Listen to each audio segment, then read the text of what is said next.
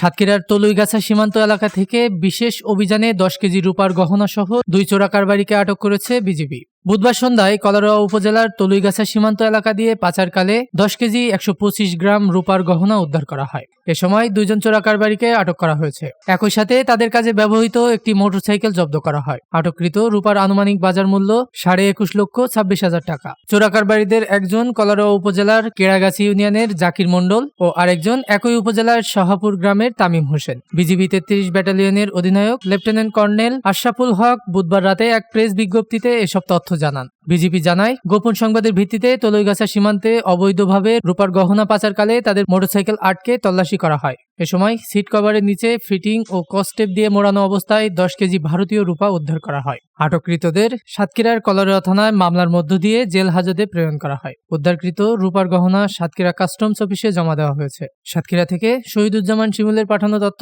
ও video চিত্রে desk report.